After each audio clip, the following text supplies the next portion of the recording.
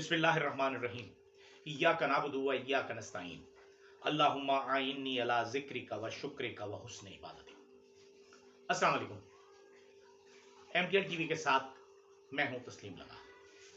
आज बहुत सी बातें करनी हैं। हालात दिन ब दिन टेंस होते चले जा रहे हैं। एक तरफ इमरान खान और पीटीआई हैं, दूसरी तरफ एक ट्राइएंगल है, एक त्रिकोण है, जिसमें एक तरफ मरियम नवाज और पाकिस्तान मुस्लिम लीग नून है, दूसरी तरफ इस्टेब्लिशमेंट और आर्मी चीफ है हमारे, और फिर इमरान खान और पाकिस्तान तहरीक इंसाफ। अब इस वक्त जो सबसे ज्यादा मजे में है पार्टी, या जिसके बीसियों कढ़ाई में हैं, और वो है मरियम नवाज। मरियम नवाज इस वक्त इस अंदाज से जिंदगी गुजार रही हैं कि उन्होंने, मेरे ख्याल में वो समझती हैं कि उन्होंने आर्मी चीफ और इमरान खान को भिड़ा दिया। जैसे आज इमरान खान के खिलाफ सख्तियां शुरू हो गई हैं, लेकिन मरियम नवाज ने एक बहुत बड़ा काम भी किया है गुज़श्ता दो रोज का, जिस पर अभी किसी ने ध्यान नहीं दिया, कि उन्होंने अपने वालिद को मुज़क्कर से मोन्नस बना दिया, मतलब मर्द से औरत बना दिया। वो किस तरह, वो मैं अभी आगे बताऊंगा आपको। लेकिन जो आज सख्तियां शुरू हुई जेल में इमरान खान पर, पाकिस्तान तहरीक इंसाफ पर, वो किसी हद तक खतरनाक है। उस पर हमें सोचना है। ये सबसे ज्यादा सोचने का काम है हमारी इस्टेब्लिशमेंट और आर्मी चीफ को, कि किस तरह उन्हें ट्रैक किया जा रहा है। क्या उनकी मुखालफत सिर्फ पाकिस्तान मुस्लिम लीग नून की तरफ से हो रही है, या फौज के अंदर भी कोई ग्रोह या ग्रुप ऐसा है जो उनके खिलाफ काम कर रहा है।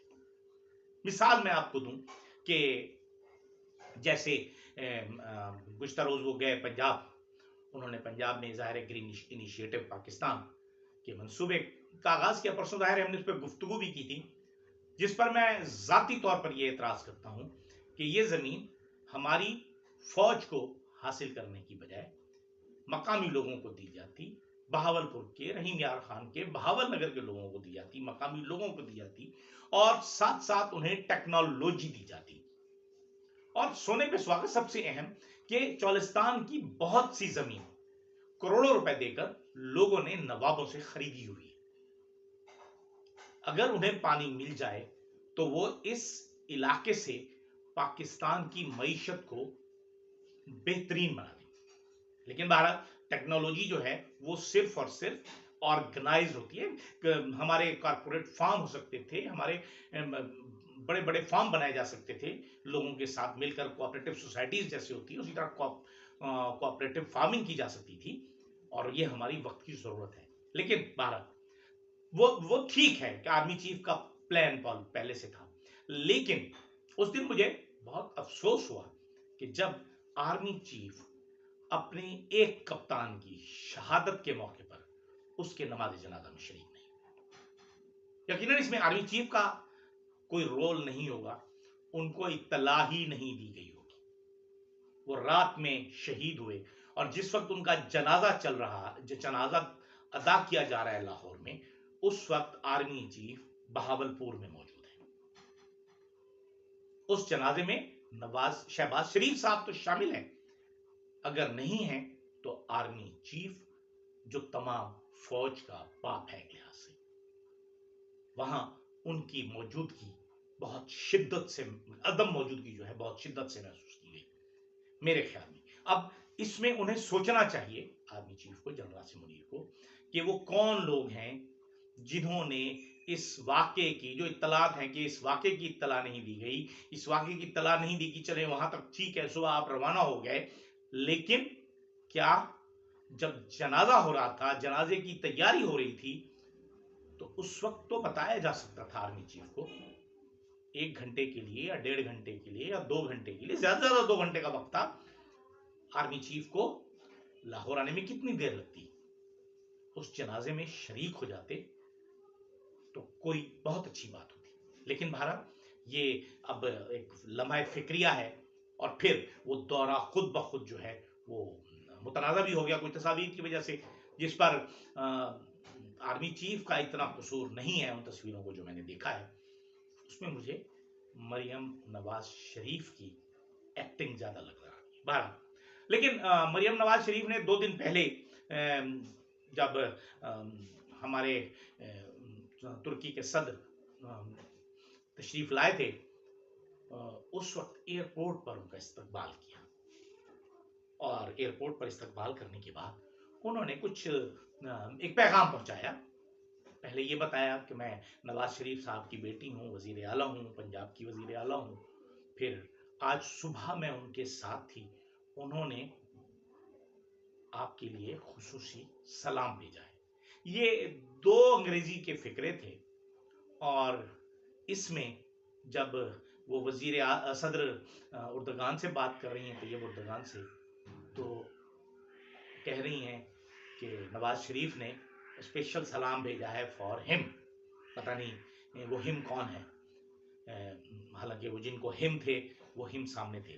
لیکن اس سے پہلے انہوں نے ایک بڑے مزے کی بات کی، وہ بات اتنی مزیدار تھی کہ اس پر سننا ضروری ہے، اس کا تھوڑا سا غور سے اگر ہم سنیں کہ کیا کہہ رہی ہیں وہ، اور پھر میں اس کو تھوڑا سا آپ کو ایکسپلین کروں گا کہ وہ فرما کیا رہی ہیں۔ یہ سنیے۔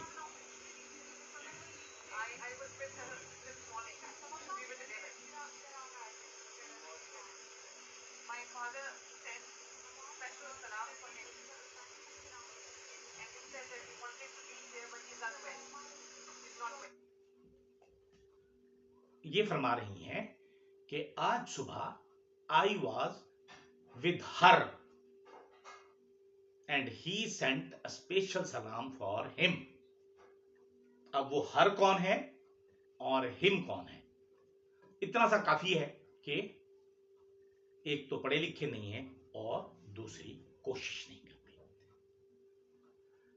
دوسری بات یہ کہ آرمی چیف کا ایک کل بیان چلا جو بہت اچھا تھا، اور میرا خیال یہ ہے کہ بہت دنوں بعد کہیں ان کی آواز میں نے سنی، لیکن جس طرح کا وہ بیان تھا اس سے کہیں سے بھی یہ پتہ نہیں چلتا، کسی خواہش کا اظہار نہیں ہو رہا کہ ہماری حکومت یا اسٹیبلشمنٹ ملک میں امن لانا چاہتی ہے بات چیت کے ذریعے۔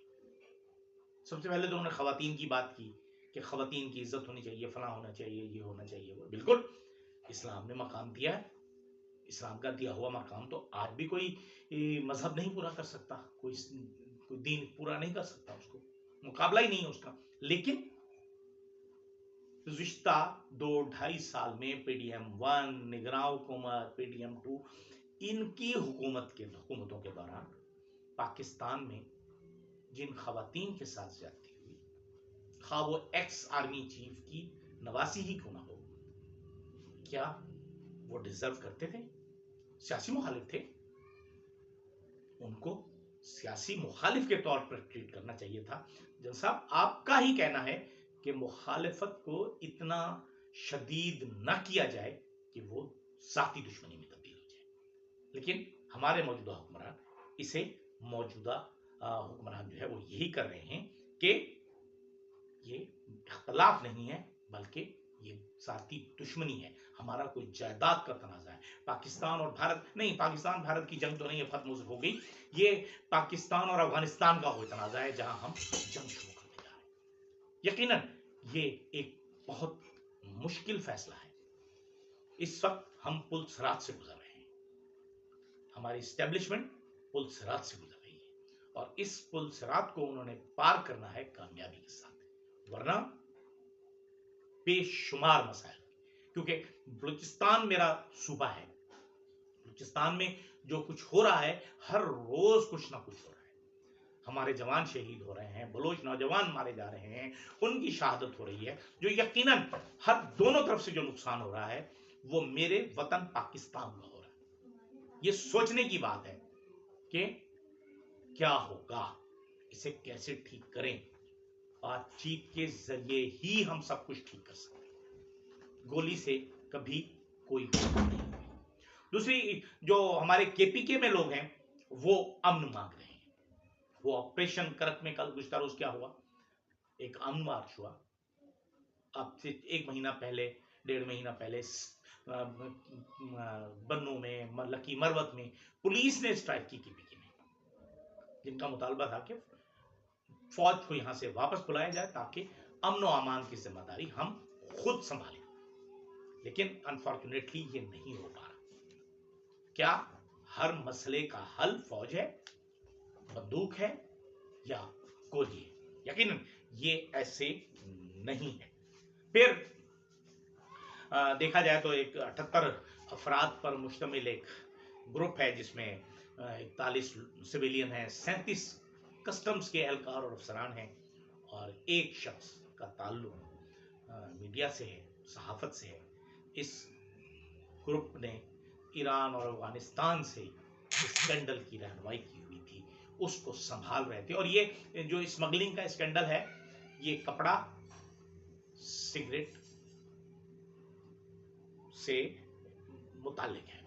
टायर, कपड़े और सिगरेट, यानी इन 3 चीजों की स्मगलिंग से ये इस्तेफादा कर रहे थे, और कई 100 अरब रुपए का पाकिस्तान को नुकसान हो रहा था। अब देखें, ये मंजर आम पर तो आया है, चलें ठीक है, स्कैंडल ये तो आ गया, लेकिन इससे भी एक बहुत बड़ा स्कैंडल है जो तेल और डीजल की स्मगलिंग है, उस पर भी नजर करनी चाहिए। आज एक रिपोर्ट आई है हमारी जस्टिस याया आफरीदी 2018 से 2025 तक सुप्रीम कोर्ट के जज और चीफ जस्टिस रहे। जस्टिस याया आफरीदी के पास एक इतना सुनहरी मौका था जो उन्होंने गंवा दिया, या शायद वो जाती फायदे के लिए वो जल्दी जल्दी काम करना चाहते हैं कि मैं चीफ जस्टिस भी जल्दी बन जाऊं, फला भी हो जाऊं। हालांकि अल्लाह ने एक रास्ता उनके लिए रखा था कि वो पाकिस्तान की तारीख में पहली मर्तबा वो शख्स बन जाते जो 2 मर्तबा चीफ जस्टिस ऑफ पाकिस्तान बना। यानी एक दफा उन्होंने बना दिया, उसके बाद 26वीं आईनी तरमीम सुन लेते, सुनने के बाद फैसला हो जाता। अगर आईनी तरमीम खत्म हो जाती, फिर सीनियरिटी के हिसाब से 2 लोग बनते, और तीसरे नंबर पर फिर जस्टिस याया आफरीदी बन जाते। इजाजत दीजिए, अल्लाह हाफ़िज़।